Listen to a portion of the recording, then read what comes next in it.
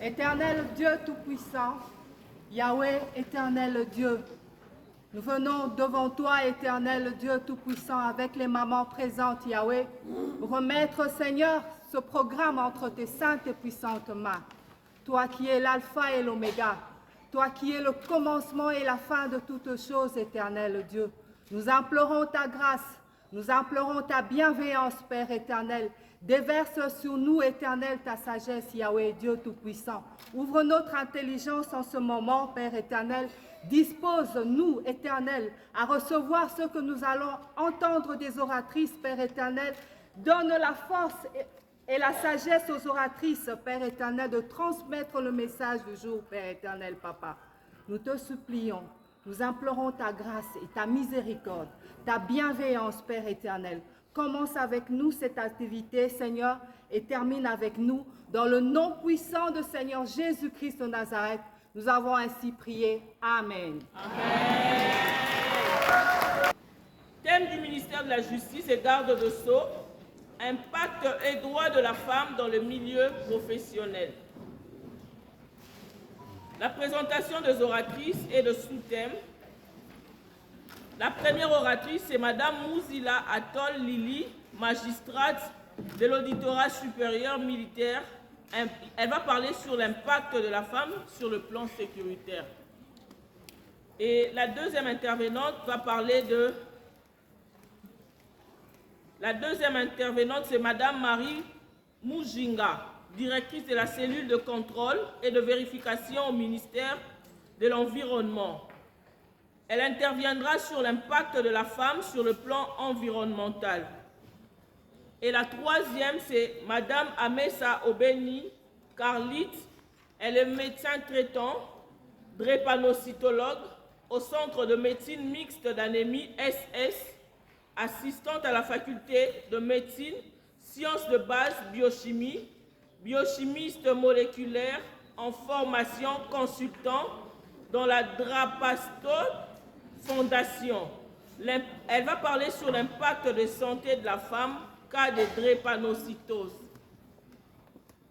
Et la quatrième intervenante, Madame Ila Kabavila Nancy, chef de travaux à l'UNIKIN et chef de bureau au ministère de la Justice et garde de Sceaux à la direction de production pénitentiaire, qui interviendra sur l'impact de droits de la femme sur le plan agricole dans le milieu professionnel. La cinquième, Madame Pauline Lokesso, chef de Tambou. Elle est conseillère de la justice, garde de Sceaux. Elle va parler sur la contribution de la femme pour instaurer la paix et la protection de l'enfant à l'est de la RDC. Et en même temps, Madame Kiameso représente le ministre de la Justice, le Mineta. Parce que lui, il est empêché, il y a conseil de ministre et Madame Virginie la représente. Normalement, le programme devait commencer de 9h à 9h30. Nous nous excusons d'abord pour ces désagréments. Et nous avons commencé presque à 12h. Mais on fera un effort. On a commencé à 12h. On fera un effort de ne pas trop vous prendre le temps. On sera bref et le respect de minutes. Voilà le programme. À 10h, l'observation d'une minute de silence en mémoire de nos frères et sœurs qui ont perdu la vue, pour finir d'arrêter à 14h, si cela ne vous dérangera pas.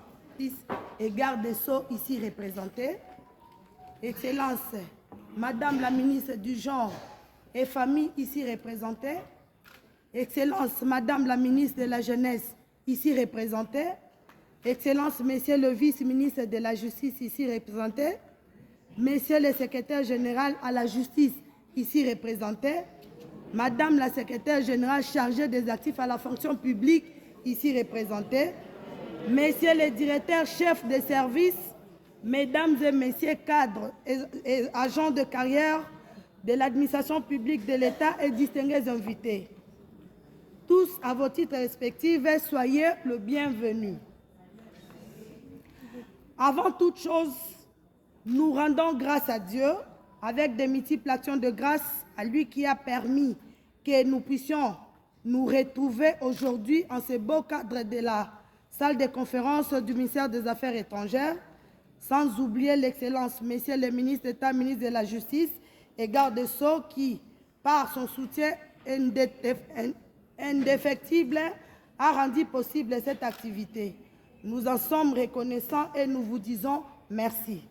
C'est avec immense plaisir que nous vous accueillons aujourd'hui à notre conférence débat pour clôturer le mois de la femme sur le thème « Impact et droits de la femme dans le milieu professionnel ». Tiré du thème national « La Congolaise au centre de toutes les ambitions ». Ce sujet est d'une importance cruciale alors que nous continuons à œuvrer pour l'égalité de sexe et à renforcer le rôle de femmes dans tous les aspects de la vie professionnelle. Aujourd'hui, nous allons explorer plusieurs dimensions de ce thème, notamment les défis auxquels les femmes sont confrontées dans le milieu professionnel, les impacts positifs de l'inclusion des femmes dans le ministère et des entreprises publiques tant sur la performance que sur le climat du travail, les droits des femmes et les politiques nécessaires pour soutenir les avancements professionnels, la sécurité à l'est de notre pays, qui est un problème majeur, mettant en danger les femmes qui sont victimes de ces effets affreux. Nous tenons à remercier chaleureusement nos intervenantes qui partageront leurs expériences et leurs expertises aujourd'hui. Votre présence et votre engagement montrent que nous sommes tous ici pour faire avancer la cause des femmes dans le monde professionnel. Je vous invite à participer activement aux discussions, à poser des questions et à partager vos réflexions. Ensemble, nous pouvons contribuer à un changement positif et durable. Merci à tous d'être ici et bonne conférence.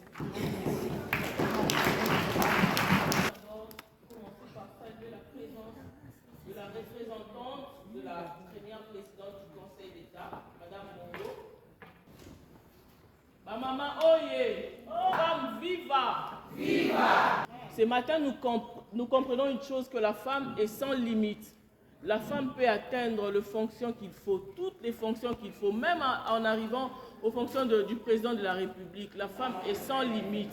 Si et seulement si... Monsieur, à vos titres et qualités respectifs, bonjour. Je suis le lieutenant-colonel magistrat Lili Mouzila Atol, substitut de l'auditeur militaire supérieur de Kinshasa, Gombe.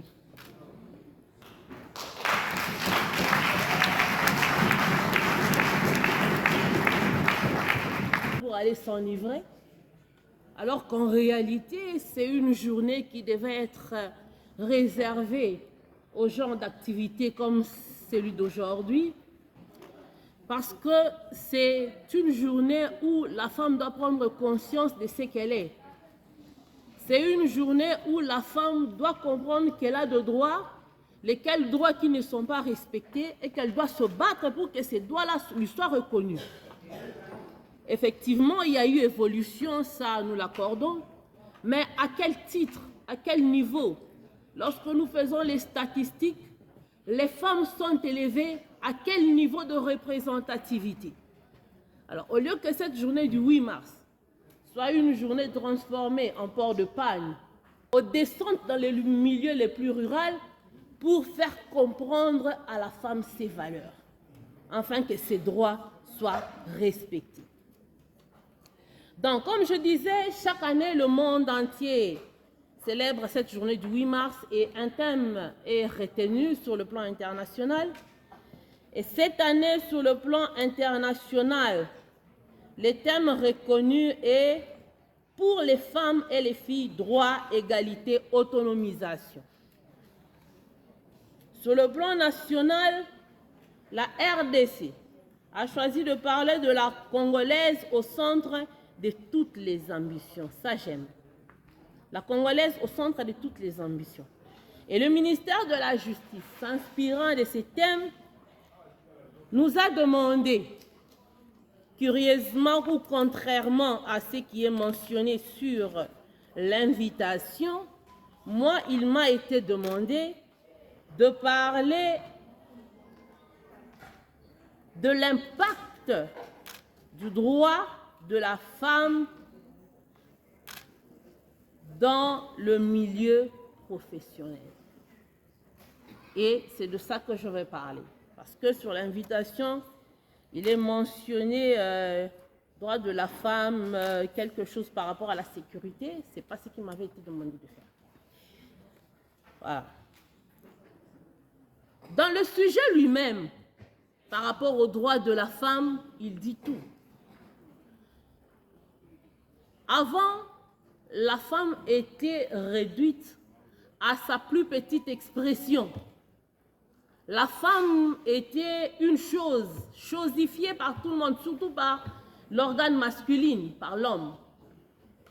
La femme n'avait pas de droit. Je vais vous donner des exemples palpables. Une femme n'avait pas, par exemple, le droit de travailler, parce que je dois parler du milieu professionnel. La femme n'avait pas le droit de travailler. Elle n'avait même pas le droit d'ester en justice sans l'autorisation maritale. Donc, pour travailler ou pour rester en justice, elle devait au préalable avoir l'autorisation de son mari.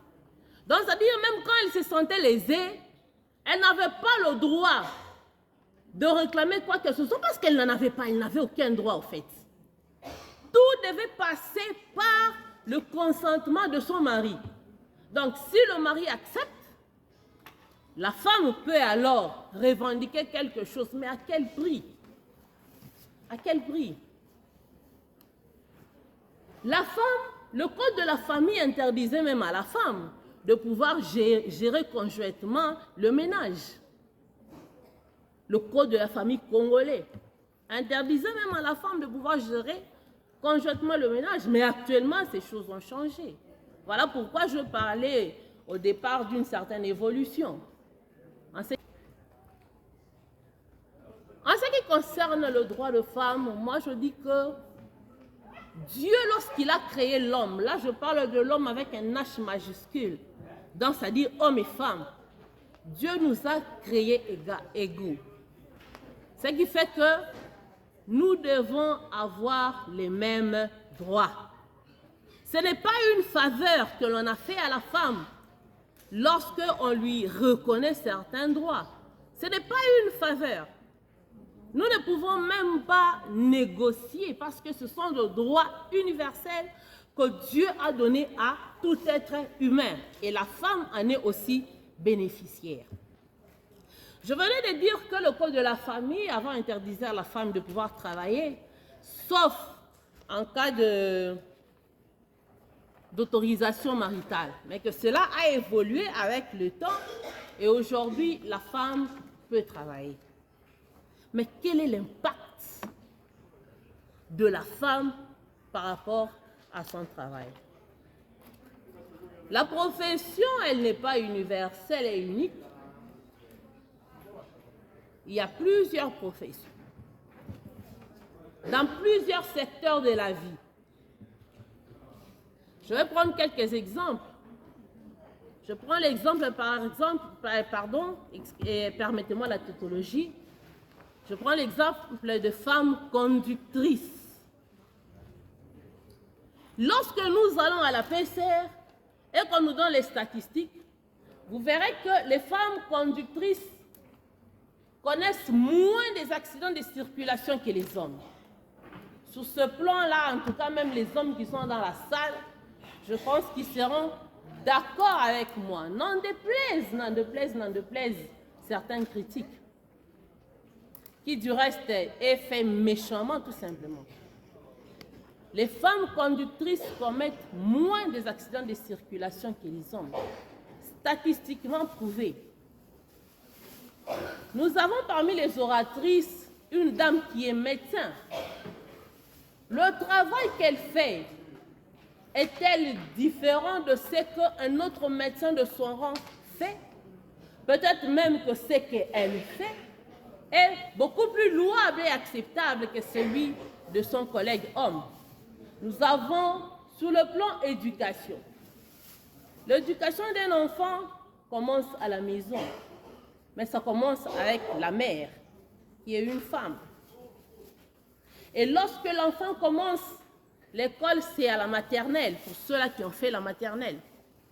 Et vous verrez qu'à l'école maternelle, il n'y a jamais eu des enseignants hommes, il n'y a que des enseignants dames.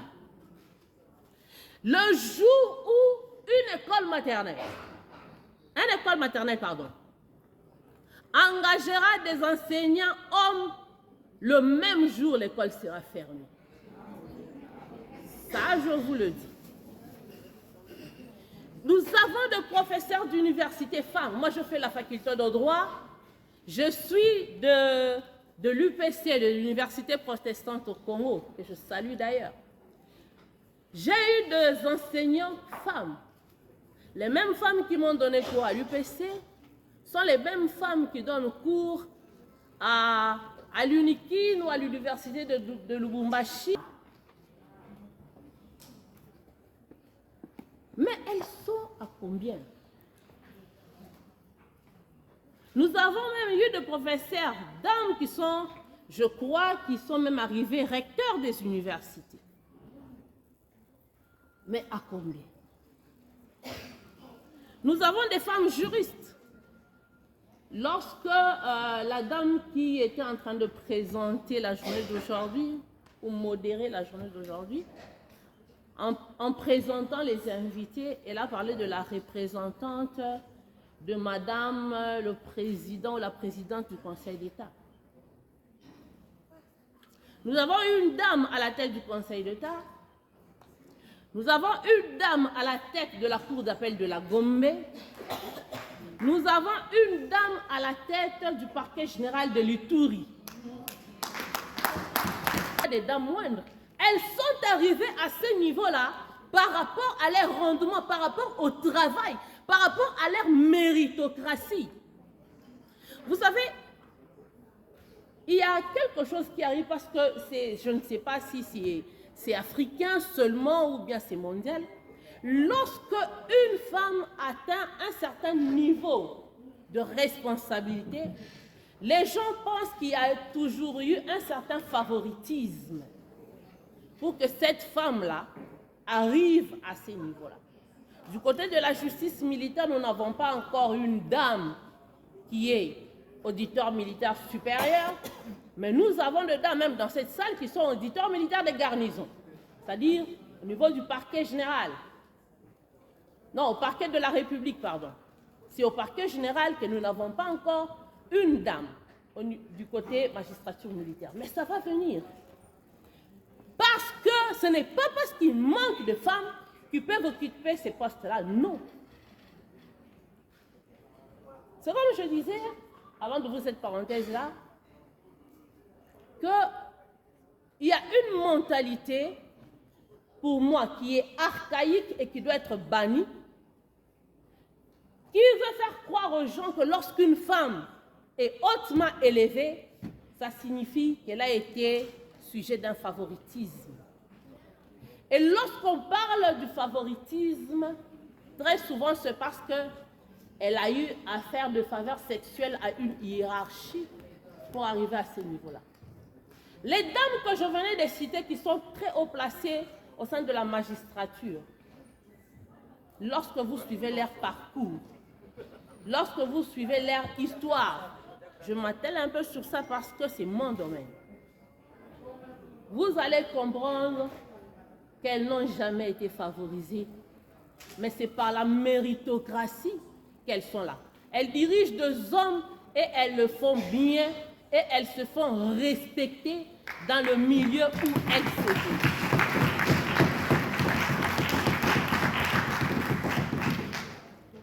Sur le plan politique, est-ce que vraiment il faut qu'on en parle?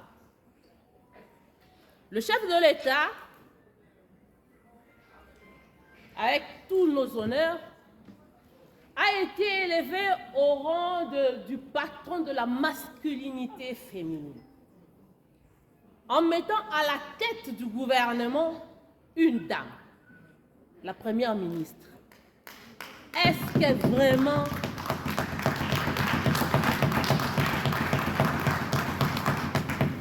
entre nous, est-ce qu'on peut s'en plaindre? Vous savez, lorsque cette dame est arrivée à la tête du gouvernement, j'ai festoyé chez moi à la maison avec mes enfants parce que c'était une première. Il dit finalement le chef de l'État a compris, il a compris qu'il fallait valoriser la femme. Il a compris qu'il fallait faire ressortir, épanouir la femme par ses potentialités. Et c'est ce qui fut fait. Il y a tellement eu de critiques. Dans les réseaux sociaux, tout le monde en parlait. Je vais taire le nom d'un journaliste très connu mondialement, mais qui, à chaque fois dans ses sorties médiatiques, disait toujours en lingala, en très bon lingala, Nabandaki koloba mama oyote akoko kati. Cette dame est arrivée à la tête de ce pays, du gouvernement, et la guerre éclate à l'Est. C'est une brave femme. Abandonnant son mari parce que les hommes croient que le fait pour une femme d'être mariée, d'avoir des enfants est un obstacle pour son élévation. Moi, je dis non. Dans cette salle, il y a des femmes mariées qui ont des enfants qui, dans leur secteur, évoluent très bien, même mieux que les hommes. Cette dame n'a pas été la toute première dame à être chef de gouvernement dans ce pays. Elle n'a été précédée que par des hommes. Et la guerre qui nous est imposée par le Rwanda, ce n'est pas à cacher, n'a pas commencé aujourd'hui. Moins encore avec elle, en tant que chef du gouvernement. Cette guerre-là a commencé bien avant. Et je n'ai jamais vu, à moins d'être contredite, je n'ai jamais vu un premier ministre faire des descentes comme ce que Maman Souminoa est en train de faire actuellement. Elle passe partout pour sensibiliser la population. Elle passe partout pour faire comprendre aux gens que l'intégrité territoriale est plus importante que tout. En catch, jeans, polo ou chemise, elle le fait. Elle a abandonné son mari et ses enfants. Et elle est partie. Je vais encore parler d'une dame. Une dame qui a secoué le monde. Oui. Cette dame-là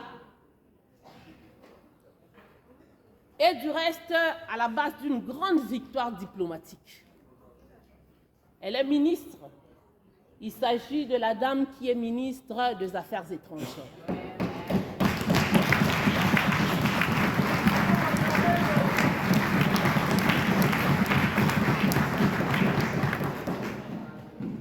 Elle est sur... Non, cette dame-là, elle est terrible. Franchement, je ne sais même pas ce qu'il faudra que je dise sur elle. Parce que ce qu'elle a fait, on n'a jamais vu ça. Je n'ai plus que 5 minutes. Donc, tous ces exemples que je viens de citer, c'est pour vous faire comprendre à la femme que elle est capable. Elle a des droits, elle a des capacités. Le thème national était la centre ou la femme congolaise au centre de, voilà, des ambitions. La femme doit être ambitieuse. D'ailleurs, là, je n'ai même pas parlé de la femme sur le plan gestion, parce que nous avons des femmes PDG qui gèrent bien. Est-ce que lorsque l'on parle des détournements dans notre pays, on a déjà entendu parler d'une femme détourneur qui a fait l'objet de poursuites et condamnée pour détournement? Jamais. Les femmes gèrent mieux que les hommes. D'ailleurs, dans de grands boutiques, magasins, nous avons eu dans ces pays une femme, nous avons une femme Premier ministre, nous avons des femmes ministres, nous avons eu une femme présidente du Parlement. Pourquoi ne pas avoir une femme au Sénat? Pourquoi ne pas avoir une femme présidente de la République? Les exemples sont légion dans le monde. Les exemples sont légion dans le monde de femmes qui sont présidentes de la République actuellement. Alors, que la femme se prenne en charge. Que la femme soit consciente qu'elle a un combat et qu'elle doit se battre. Pour conclure, je dirais que la femme est une actrice majeure du développement sur qui doit compter l'État. Négliger l'impact de la femme dans le milieu professionnel, c'est bloquer le développement de toute une nation. Car sans la femme qui peut jouer à la fois plusieurs rôles, nous sommes tous des mères, j'espère, je crois. Nous savons quand je dis que la femme peut jouer plusieurs rôles. À la maison, nous sommes maman, nous sommes madame ou monsieur parce que c'est nous qui faisons faire des devoirs aux enfants. Et lorsque nous quittons nos maisons pour nos bureaux, nous sommes des responsables et nous dirigeons les hommes. Donc je disais que négliger l'impact de la femme dans le milieu professionnel, c'est bloquer le développement de toute une nation. Car sans la femme qui peut jouer comme main-d'œuvre, cadre intermédiaire, cadre supérieur et même dirigeant politique, aucun pays ne pourra se développer. Voilà pourquoi nous invitons les hommes à être des masculins positifs, afin non seulement de considérer les femmes comme des accompagnatrices indispensables dans le travail et vice-versa, mais aussi de les valoriser afin qu'ensemble, nous conduisons notre pays vers le développement et une paix durable. Je vous remercie.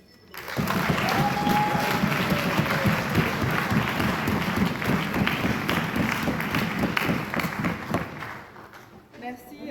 Nous demandons aux mamans d'écrire leurs questions. Elles vont poser des questions après. Nous demandons maintenant à Madame Marie Mujinga de passer On avait prévu beaucoup de choses. On avait même prévu une présentation, mais puisque l'électricité nous fait défaut, nous n'allons pas non plus nous fatiguer pour cela, comme la femme, elle est très forte dans l'adaptation, donc nous sommes toujours prêtes pour être très résilientes devant toutes les circonstances qui se présentent à nous. Voilà, moi je suis Madame Marie B. Mujinga, ce n'est pas Madame Marie, mais c'est Madame Marie B. Mujinga. Je suis directrice chef de service au ministère de l'Environnement. Je m'occupe de contrôle et vérification. Pourquoi le contrôle? Parce que le contrôle est une activité transversale du ministère de l'Environnement. Et donc, pour être au contrôle, il faudrait avoir une vue d'ensemble sur toutes les matières qui concernent l'environnement. Et qui dit environnement, aujourd'hui nous avons beaucoup plus de phares qui sont projetés vers le changement climatique. Mais pour notre intervention, nous n'allons pas nous limiter. Est-ce que ma voix porte là-bas? Non. Oui. Mais déjà, puisque vous avez répondu, ça signifie que vous m'avez entendu. Une question qui est transversale. Et il n'y a pas qu'un seul domaine où on pourrait qualifier ou se résigner à parler de l'environnement. Tout ce que l'homme fait aujourd'hui influe sur l'environnement. Et je disais tantôt que lorsque ces derniers temps on parle de l'environnement, on voit plus de changements climatiques. Mais il n'y a pas que le changement climatique, mais il y a aussi tout ce qui vient avec. Il y a l'assainissement, il y a les déchets, il y a la faune, il y a la flore, il y a les installations classées, et ainsi de suite. Mais pour le moment, pour ce jour, pour ne pas parler de toute cette thématique-là, nous allons nous focaliser sur l'impact de la femme sur l'environnement en ce qui concerne le changement climatique, qui influe déjà beaucoup sur la vie ou l'état même de la femme et sur la faune, son impact dans le milieu d'assainissement ainsi que en ce qui concerne les industries.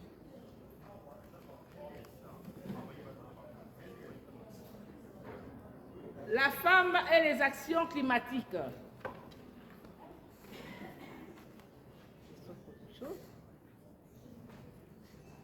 La femme est considérée comme agent du climat.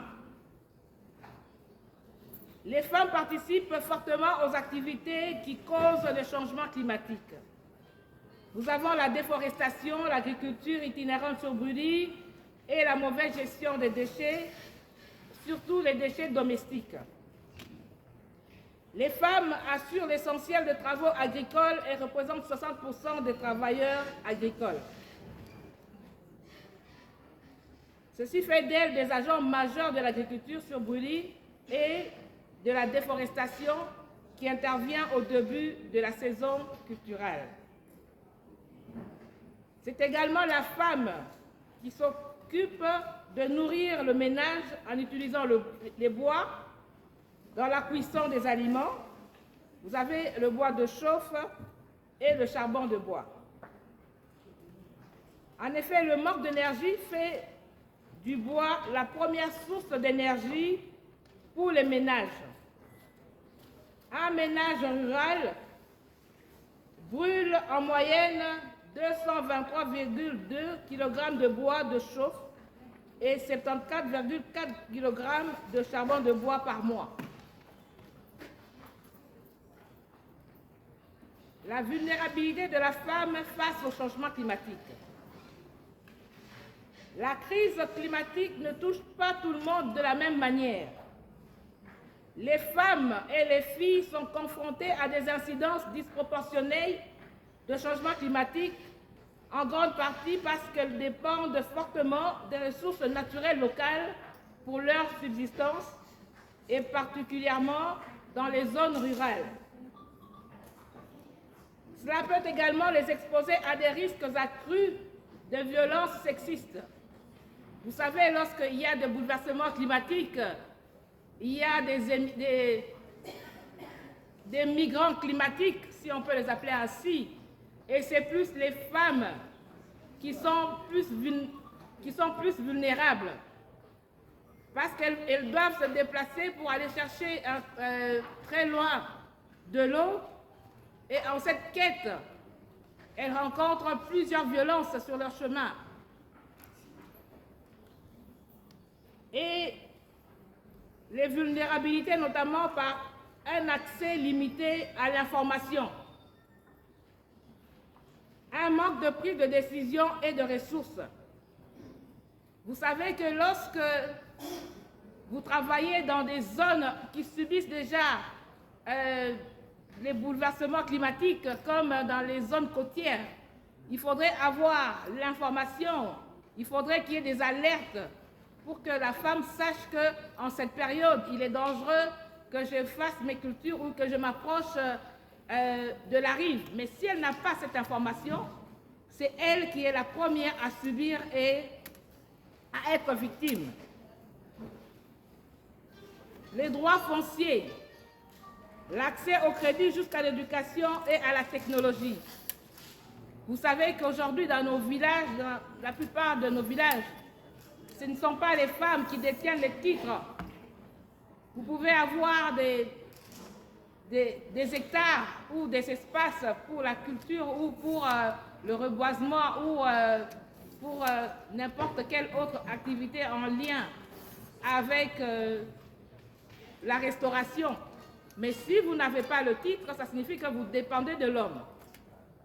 Heureusement que cela est en train de changer petit à petit, parce que nous sommes dans un pays où les autorités qui sont là veulent booster la femme à tous les niveaux. Vous avez suivi tout à l'heure que nous avons déjà notre Premier ministre qui est là, et c'est beaucoup de choses qui vont être changées, même au niveau de la réglementation.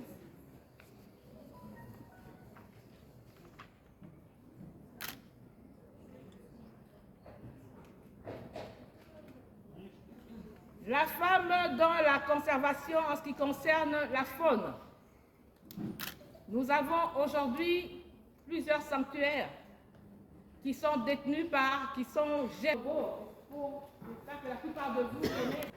Nous avons un deuxième sanctuaire qui se trouve à Kizomboete, le bonobo, qui est une espèce rare qui se retrouve dans la République démocratique du Congo. Et si vous avez déjà, et vous voyez comment est-ce qu'elles prennent en charge le bébé bonobo. Elles sont à la maternité, le bonobo dans sa nature. Et c'est vraiment la femme qui notre sanctuaire qui s'occupe des singes, des chimpanzés qui se trouvent à Kizanvoete. Là encore, c'est une femme. Il faudrait aller capturer ces chimpanzés qui sont malades ou qui sont en voie de disparition, des espèces rares protégées, et les remettre dans leur milieu. C'est encore une femme qui s'occupe de cet aspect-là.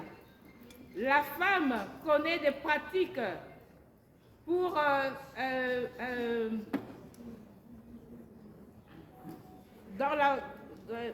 pour retrouver des médicaments qu'il faudrait pour soigner tous ces animaux-là. Et aujourd'hui, la femme peut même proposer des pratiques qui vont de génération en génération pour préserver l'espèce. Et elles viennent en contribution avec la plupart des ONG qui travaillent dans ce domaine-là pour mettre leur savoir à leur disposition et perpétrer cela de génération en génération. La femme avec l'assainissement, oui, si nous regardons notre ville, province de Kinshasa, rien qu'à voir les déchets qui nous environnent, on se dit mais où est la femme? La femme, c'est elle qui est la première à inculquer les notions de base à l'enfant. Si ces notions de base sont inculquées à cet enfant-là pour distinguer les déchets biodégradables des déchets non biodégradables, c'est-à-dire séparer tout ce qui est plastique, des bouteilles, tout ce qui est les déchets ménagers, et je pense qu'il y aura beaucoup de changements, beaucoup d'améliorations. Inculquer à l'enfant la notion de la gestion des poubelles. C'est vrai qu'il y a des milieux où vous allez vous poser la question, mais ce sont des grandes personnes, ce sont des mamans qui parfois nous frustrent, celles qui vendent dans les coins des rues, dans les coins des avenues. Elles vendent des biscuits, mais quand elles se mettent à vendre, il y a des sachets qui sont partout. Et c'est même un signe que ici, il y a un petit malheur qui a commencé ou une petite activité. C'est vrai, la femme doit se battre, la femme doit aller chercher, doit faire quelque chose pour nourrir sa famille. Mais cela n'empêche qu'elle mette la propreté autour de soi. C'est elle qui doit impacter, c'est elle qui doit impulser. Aujourd'hui, la plupart des décisions se prennent avec la participation de la femme. La femme est dans la prise de décision. Mais ce n'est pas toujours l'homme qui viendra pour booster, pour pousser la femme à faire ce qu'elle, naturellement, est obligée de donner à cette génération et aux générations futures. Donc nous insistons que c'est à la femme, la première, elle, qui doit inculquer les notions de base aux enfants pour que cela puisse se répercuter. Comment est géré Kinshasa? Kinshasa, c'est une province, comme étant toutes les autres provinces que nous connaissons. Au niveau national, le ministère de l'Environnement travaille sur les politiques, travaille sur les règles que nous devons imposer pour que nous puissions avoir un milieu sain. Mais la mise en œuvre appartient aux provinces. La mise en œuvre de toutes ces stratégies, que ce soit d'assainissement, que ce soit au niveau de ressources en eau, c'est au niveau des provinces. Et dans la ville-province de Kinshasa, au niveau du ministère, nous avons la politique, nous avons la réglementation, mais la mise en œuvre, le finance, c'est à l'hôtel de ville. Et nous devons insister, nous devons même nous battre pour que dans les postes environnementaux qui se trouvent là-bas, qu'il y ait des femmes. Moi, je me dis, même dans des communes, il n'y a pas qu'au niveau de l'hôtel de ville. Si on doit se battre quand même au niveau des communes, avoir des bourgmestres femmes, je crois qu'il y aura beaucoup de choses qui vont être changées.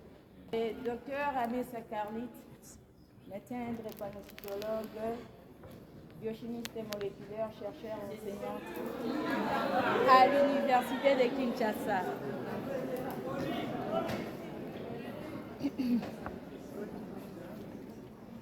C'est le Dr Amessa Carlit, chercheur enseignante à l'Université de Kinshasa, drépanocytologue, biochimiste et moléculaire en formation.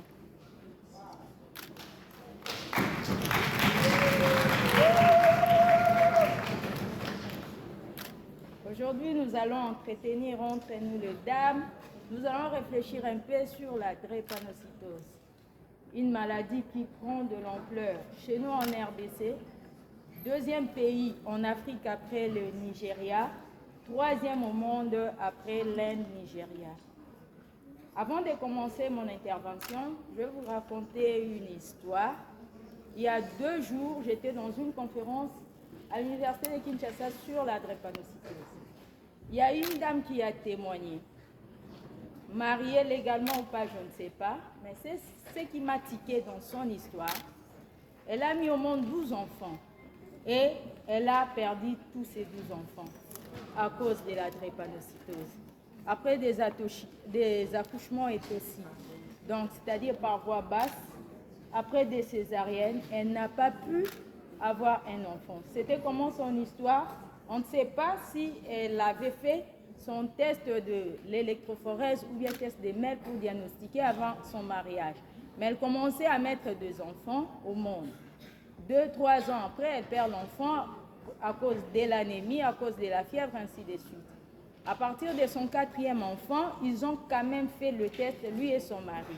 Et le D était des porteurs de traits drépanocytaires, c'est-à-dire AS. Et pour eux, au lieu de s'arrêter là, ils se sont dit qu'on puisse chercher ne fût-ce qu'un seul enfant. Si nous aurons la chance d'avoir un enfant bien, et on arrête là. Et en continuant d'avoir des enfants, c'était toujours des SS. Et elle continue à perdre jusqu'à 12, 45 ans d'âge. Elle n'a pas d'enfant. Le mari s'est dit d'aller chercher des enfants ailleurs et c'était la dislocation du mariage. Donc pour dire que c'est vraiment un problème réel dans des familles et souvent c'est nous les femmes qui en pâtissent. Parce que c'est nous qui restons avec les enfants à l'hôpital. Parfois les familles disent que c'est la maman qui apporte ces enfants-là à cause peut-être de la sorcellerie de leur famille. Papa n'avait pas donné la dot, ainsi de suite. C'est toujours la femme qui est responsable de tout ce qui arrive à l'enfant alors que le dégène vient de 2 partenaires. Nous allons dire un mot sur l'histoire de la maladie. Nous allons définir la maladie, le mode de survenue, les signes d'appel, les complications, le dépistage et quoi faire en étant une femme. En parlant de l'historique, c'est une maladie qui a été découverte en 1904 par Dr James Herrick aux États-Unis en Chicago. Après avoir consulté un étudiant noir chez qui l'examen du sang avait montré de taux élevés de globules blancs au microscope, puis de globules rouges qui étaient à forme anormale. La forme est Folks. Comme on n'a pas de projecteur, on aurait projeté ça. Qui se dit en anglais succor ou drépanocytose en grec. D'où les différentes dénominations ultérieures appliquées à cette maladie. Déjà en Afrique, il y a 2 médecins africains qui avaient connaissance de la maladie, car ils ont observé des globules rouges chez certains patients en forme de bananes, d'où l'appellation, à l'époque c'était aussi une anémie bananiforme. Au Ghana, par exemple, il y a le docteur Konoté Yaloulou de l'hôpital de Korle-Bu et d'Accra, a aussi diagnostiqué cette maladie dans sa région. Et les habitants appelaient toujours ces maladies dans le nom de choué-choué-choué, nadui-dui, aoututo, et dans de différentes langues qui signifiaient seulement la répétition de la maladie suite à l'anémie. Et alors, comment on définit cette maladie qui est la drépanocytose? C'est une maladie de l'hémoglobine transmise par le parent porteur des gènes à la descendance. Cette maladie est caractérisée par des douleurs intenses qu'on parle de crise vaso-occlusive qui peuvent être localisées ou bien généralisées, avec une anémie chronique et des épisodes de cette anémie qui sont aigus. Il y a aussi une notion des infections à répétition. Mode de survenue, Il y a les deux parents doivent être porteurs des gènes, premièrement. Le gène malade, puis le gène bêta. On parle souvent de gène S. Exprimons l'hémoglobine S. C'est-à-dire quoi? Le papa doit être AS ou bien SS, la maman également, soit AS ou bien SS. Si le papa est AS et que les mamans aussi A et AS, ils auront 25% de chances d'avoir un enfant AA, 50% de chances d'avoir deux enfants AS et 25% de chances d'avoir deux enfants SS. Pour l'un des parents qui est AS et l'autre qui est SS, on aura 50% de chances d'avoir des enfants AS et 50% de chances d'avoir des enfants SS. Pour un des parents qui est AA et l'autre qui est AS, ils auront également 50% des enfants AA, 50% des enfants AS. Et si les deux parents sont, l'un par exemple est AA et l'autre est SS, on aura la chance de 100% d'avoir des enfants AS. Et si les deux parents sont S, donc, nous aurons 100% de chances d'avoir les enfants SS. Quels sont les signes d'appel? Comme quatrième point, déjà à l'âge, le signe d'appel, déjà à l'âge de 6 mois, on peut déjà détecter la maladie. Il y a de tuméfaction douloureuse de dos des mains qu'on observe chez les nourrissons et au niveau de dos des pieds qu'on appelle syndrome main-pied. C'est déjà une forme de crise vaso-occlusive ou bien de douleur qui est l'expression de la crise chez les nourrissons. Nous avons une notion d'anémie à répétition dont l'expression est souvent une pâleur cutanéo-muqueuse, la coloration jaune de la peau, de polypnée ou bien dyspnée, une tachycardie et il y a beaucoup tant d'autres.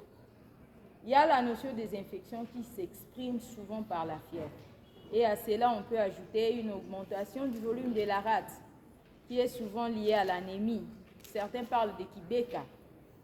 Une augmentation de volume du foie, souvent liée à l'infection. Et quelles sont les complications de cette maladie? C'est une maladie qui a des complications aiguës comme chroniques. D'abord, la crise elle-même peut entraîner un syndrome thoracique aigu, qui est une forme de pneumonie qui s'exprime par un syndrome de détresse respiratoire, qui peut évoluer à une insuffisance respiratoire. C'est la complication la plus redoutable, entraînant la mort dans les heures qui suivent s'il n'y a rien qui est pris au sérieux. Nous avons l'AVC dû toujours à cette crise vaso-occlusive. Il y a certains enfants à l'âge de 2 ans, 3 ans, il fait l'AVC, il devient grabataire, donc il ne marche plus à cause de cette maladie. On a le priapisme qui est aussi une expression de la crise chez les hommes et qui peut conduire à une infertilité ou bien à l'impuissance du beau monsieur dans la vie sexuelle. Anémie qui est aussi une complication aiguë. Comme complication chronique, nous avons au niveau des os, l'ostéite, l'osteomyélite, l'arthrite. Au niveau de voies biliaires, nous avons des lithiases vésiculaires. Au niveau des yeux, nous avons des rétinopathies qui peuvent conduire à des cécités. Nous avons des ulcères des jambes. Au niveau des reins, nous avons des néphropathies qui peuvent conduire à une insuffisance rénale. Nous avons des cardiopathies cycalanémiques au niveau du cœur. Nous avons des hépatopathies au niveau du foie. L'infection parvovirus au niveau de la peau qui peut entraîner plus tard une aplasie médulaire, c'est-à-dire l'épuisement de la moelle. Donc il n'y a plus de production de globules rouges de la lignée, globules rouges blancs de plaquettes. Nous avons des atteintes pulmonaires, atteintes de l'oreille qui peut entraîner des hypoacousies, puis surdité. Donc pour dire que le corps humain est atteint dans son entièreté à cause de cette maladie. Le dépistage alors. Qui dépister?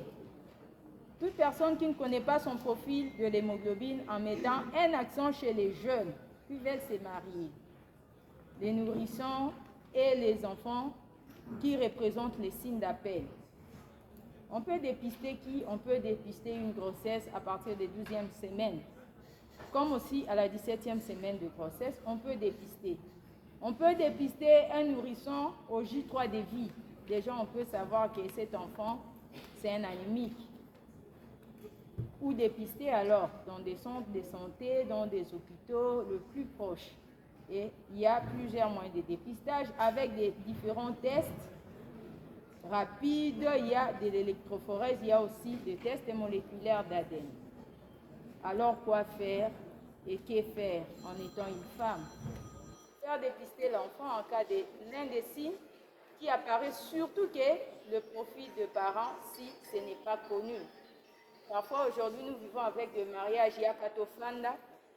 Nous vivons avec des enfants âgés qui n'ont pas de fils que moi. On ne tient pas compte de se faire dépister, de dépister les maris avec qui vous voulez avoir l'enfant. Et on tombe sur ces histoires. Et à la suite, c'est la maman qui reste avec l'enfant à l'hôpital, le papa n'est pas là. Et parfois, papa dit que ceux qui t'ont remis fin du mois, moi, nanae andoki, assis la ramakila, comme on a un salaire à mouké et kendarakuna. Alors, pour un drépanocytaire connu, il faut des consultations mensuelles. Ces consultations sont très importantes pour éviter des complications. Tout ce qu'on a cité. Si vous ne venez pas avec l'enfant à l'hôpital, vous gardez l'enfant parce que pour vous, l'enfant ne fait pas de fièvre, elle n'a pas fait l'anémie, tout ça. Vous ne savez pas que ce sont les complications qui se développent à bas bruit et vous serez surpris. Que faire en étant une femme? Faire l'évangile de la drépanocytose afin d'aider la population à mieux connaître la maladie et à pousser les autres à se faire dépister. Sur le plan professionnel, alors, nous évoluons dans différents domaines. Pour pouvoir comprendre et saisir l'importance de cette intervention, nous avons trouvé utile de pouvoir expliquer les mots que nous allons utiliser pour pouvoir bien approfondir la matière que nous traitons. Alors, le mot agriculture tire son origine de deux concepts. Le concept ager, qui signifie champ, et cultura, qui signifie culture, les plantes.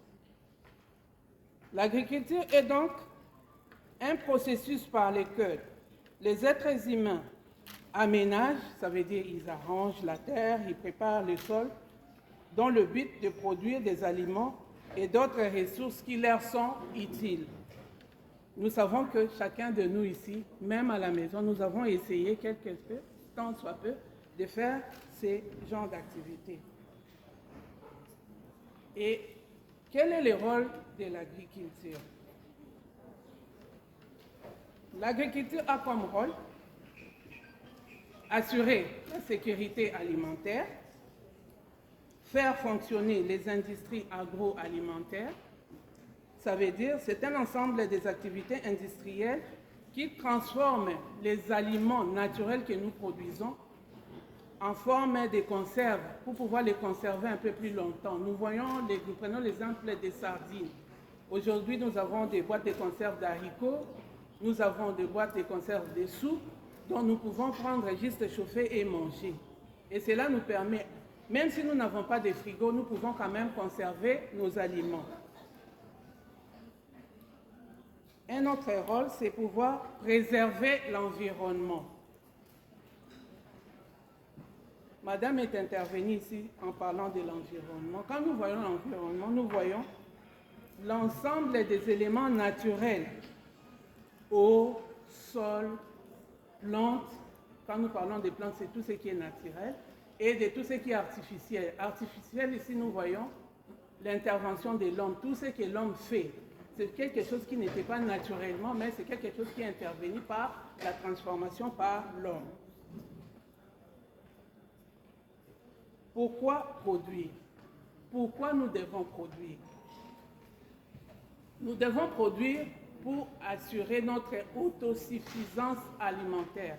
Ça veut dire, nous produisons la nourriture pour satisfaire nos besoins en nutriments, parce que personne ne peut vivre sans nourriture. Pour pouvoir vivre, nous avons besoin de produire.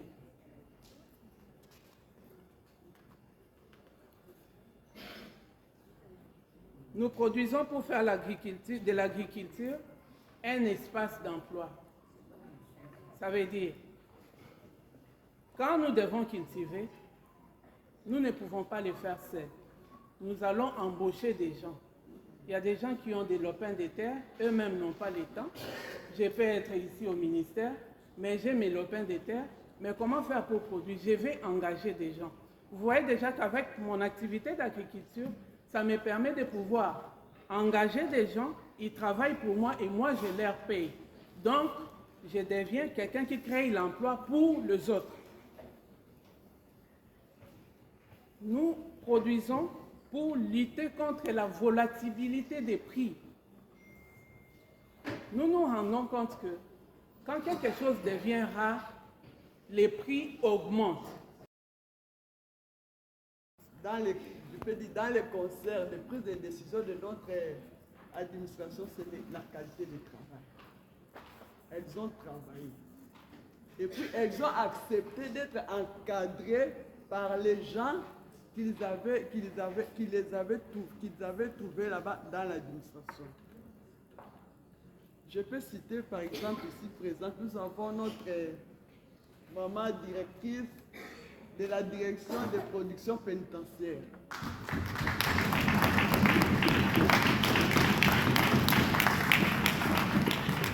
Moi, quand je suis venu au ministère de la Justice, je l'avais trouvée à Bukavu. Elle a travaillé là-bas en tant qu'agent, chef de bureau, chef de division. Aujourd'hui, elle est directrice dans une grande direction de Maman Nancy. Ce que moi, je voulais demander aux mamans du ministère de l'administration, travailler, c'est bien d'avoir la connaissance des droits de la femme. Mais qu'est-ce qui va prouver que vous connaissez bien ces droits? C'est la qualité de votre travail. Ne croyez pas que ces hommes qui sont avec nous à l'administration vont se battre pour parler de nos problèmes, nous les femmes dans l'administration. C'est à nous-mêmes. C'est à nous-mêmes de montrer la bonne qualité de travail, la compétence. La compétence, rien que la compétence. Nous avons aujourd'hui l'émergence de notre ministre de la Justice, l'actuel, son Excellence Constant Tam. Il a signé beaucoup d'arrêtés, il a promu même des femmes. Aujourd'hui, nous avons des femmes qui étaient en bas de l'échelon. Aujourd'hui, ce sont des chefs de bureau, des chefs de division, des directeurs. Pourquoi? Parce qu'ils ont montré la qualité de leur travail. Ce n'était pas le favoritisme, mais ils ont travaillé. Moi qui vous parle aujourd'hui, moi je suis chef de division à la province, dans une province de notre pays. Comment est-ce que je peux être chef de division dans notre administration dans l'arrière-pays? C'était un concours. Moi-même, je ne savais pas. Un jour, à cette époque-là, j'étais chef de bureau. Il y a notre ancien ministre. Elle a voulu promouvoir Antoine Félix Tshisekedi, qui a promu beaucoup de femmes.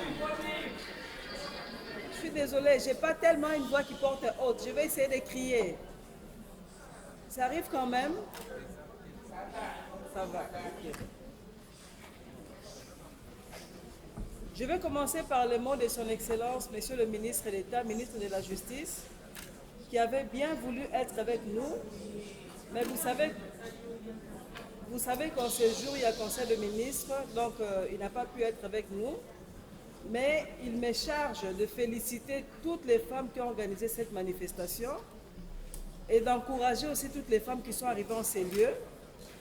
Il est parmi ceux qui soutiennent vraiment le travail de la femme. Et chaque fois quand il exhorte en ce qui concerne la femme, il nous dit toujours que la femme doit parvenir à convaincre, travailler et convaincre, mais aussi se démarquer dans le travail qu'elle fait.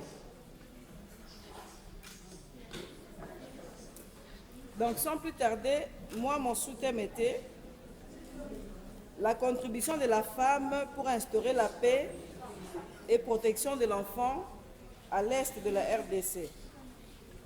Mais d'une façon, d'une autre, en tout cas mes prédécesseurs ont presque tout dit déjà. En ce qui concerne la femme,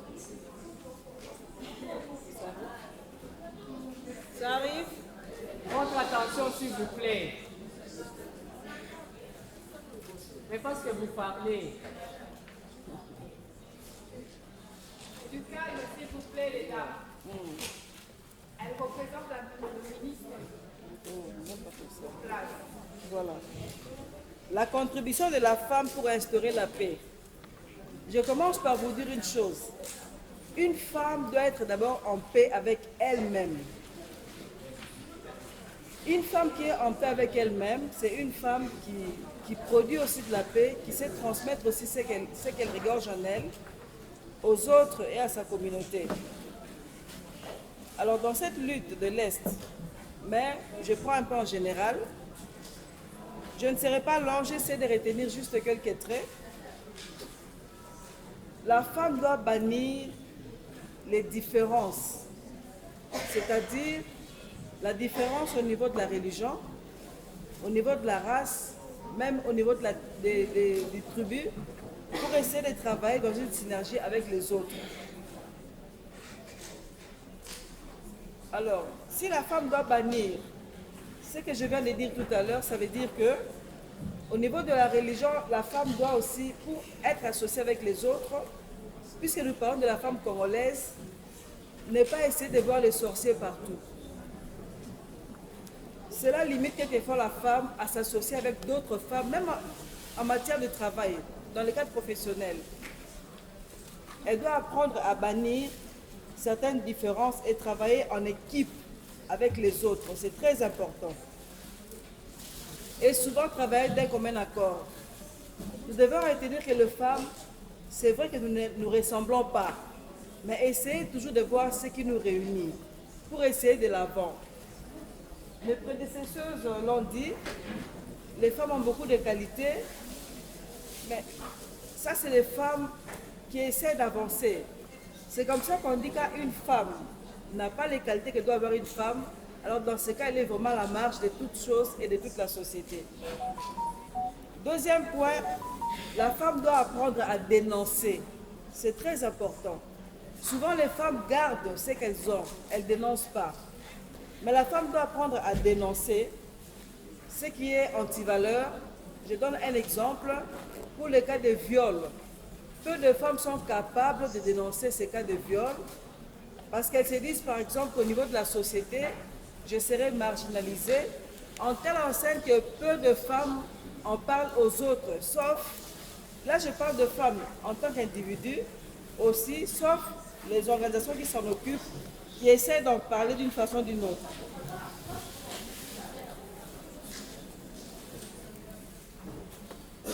La femme doit apprendre à anticiper aussi les événements dans la manière d'éduquer.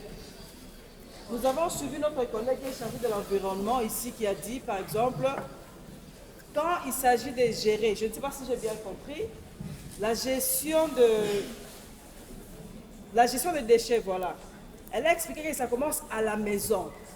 Cette éducation commence à la maison. Ça, c'est anticiper des choses qui peuvent arriver après qui ne sont pas bien. Par exemple, elle a évoqué le fait de voir des sachets à gauche, à droite.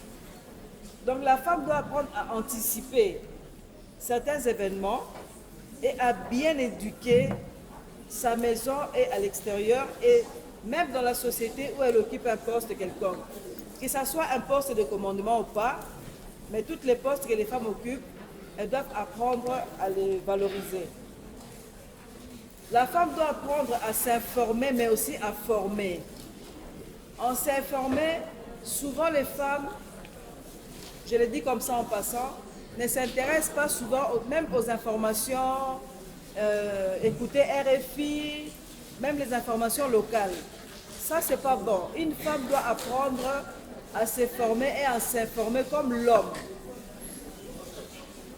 Pour que nous puissions vraiment mettre nos valeurs en exergue, nous devons faire un effort. La femme est très occupée, elle a Son ménage est là. La maison, elle a tout ce qu'elle a. Comme on dit mes prédécesseuses, mais elle doit dans son travail aussi chaque fois être formée. On parle de la formation continue.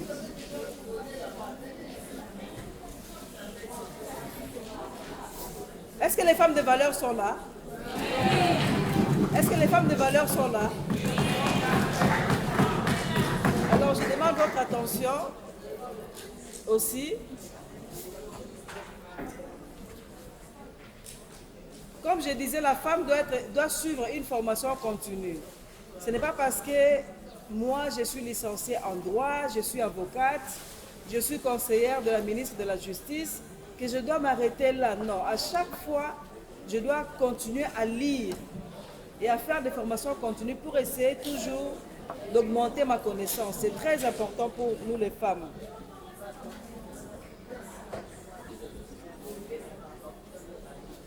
La femme doit refuser de fermer les yeux aux souffrances des enfants, surtout les enfants qui sont dans les zones où il y a des conflits armés. Des enfants, surtout ceux qui sont touchés par la guerre. Tous les canaux légaux sont autorisés pour dénoncer, décrier la souffrance que les enfants subissent dans les milieux où il y a la guerre, particulièrement à l'Est. Je sais qu'il y a beaucoup d'organisations de femmes qui travaillent là-dessus, nous les encourageons, mais aussi chacune des femmes, là où elle se trouve, doit savoir, doit se poser la question, quelle est ma pierre? Quelle pierre moi j'apporte à la lutte contre cette guerre? On ne dit pas de prendre des armes, mais une pensée, un message écrit, un partage sur la souffrance des enfants qui sont à l'Est et ne pas le garder comme quelque chose, ne pas subir au fait. Mais très souvent nous constatons que les femmes subissent, certaines femmes, pas toutes. Les femmes parfois subissent, elle a quelque chose à dire, à dénoncer, à écrire, mais elle ne le fait pas. Elle le garde pour elle. Mais la même situation sera soulignée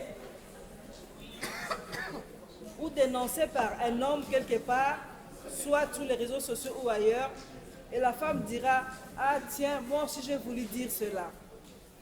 Il ne faut pas que nous puissions être ces femmes-là qui ont voulu dire, qui ont voulu faire, non. Il faut que nous puissions être des femmes qui disent et qui font. Les femmes qui ont beaucoup d'expérience doivent aussi apprendre à partager leur expérience. J'espère qu'on aura peut-être parfois beaucoup plus de temps de le faire. Et ce qu'elles savent faire, comme nous avons vu, nous avons des femmes premiers substituts, on a relevé beaucoup de femmes ministres et autres. Donc, essayer de partager l'expérience professionnelle qu'ils ont avec d'autres femmes, afin de relever aussi le niveau des unes et des autres. Bonjour madame. Vous avez représenté les MINETA en charge de la justice et garde des Sceaux dans cette activité. Quel a été le message du MINETA à l'endroit des mamans à l'occasion de la clôture du mois de la femme? Oui, le MINETA a encouragé toutes les femmes qui ont participé, même celles qui n'ont pas participé, à faire preuve d'un professionnalisme et à distinguer dans leurs différents postes de travail. Les femmes veulent accéder à des postes de travail, mais en réalité, le message du MINETA, c'est que les femmes continuent à se former et à s'informer afin que la plupart, qui n'est pas dire toutes, aient un niveau très élevé, chacun dans les postes qui les concernent, un niveau élevé afin qu'ils puissent défendre pas seulement les valeurs de la femme, mais autant que les hommes les valeurs de la nation. Merci beaucoup. Merci. Qui va parler? Non, mettez-vous seulement là, il va cadrer. Madame. C'est bon? Oui, madame. Yo, bozala qui parmi ba organisatrice ya activité ya lelo ndimbola nango ezalaki nini, objectif ezalaki nini? Objectif nango ezalaki ba maman ba prendre conscience par rapport à mosala bazosala, puisque thème na biso ezalaki impact des droits de la femme dans les milieux professionnels.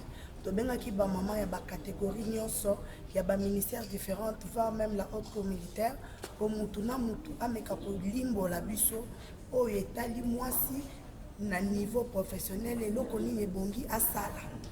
Il faut te relever bas défi, il faut te travailler, il faut te téléma. Totika susu kaka te basio bavandaka oye na bureau ovandi otali téléphone ozongi non. Tous à la maman on va être capable y a quoi amener quelque chose, y a quoi amener en plus sur tout ce que nous faisons au niveau professionnel. Pour qu'on arrive, y a quoi accéder dans ma poste, il y a décision. Donc c'était ça notre but. En tout cas, ça s'est bien passé. Nous remercions son Excellence, Monsieur le ministre d'État, ministre de la Justice et garde des Sceaux, Ndimi, pour soutenir Bisso pour la réalisation de cette activité. En tout cas, nous avons aussi maintenant Domingue Bisso, maman et justice, pour te remercier les sous infiniment. Merci beaucoup. Bongo maman, projet Makambo Woki pour Bongisa Awa. Tu les sous après une année pour Bongisa les sous? Non, non. Tozana Makambo, maman te clôturer, mais les activités des femmes, elles ont continué. Nous aurons les ateliers de femmes toujours. Nous aurons des formations pour des femmes dont les activités vont continuer jusqu'à la fin de l'année. Merci beaucoup. Okay.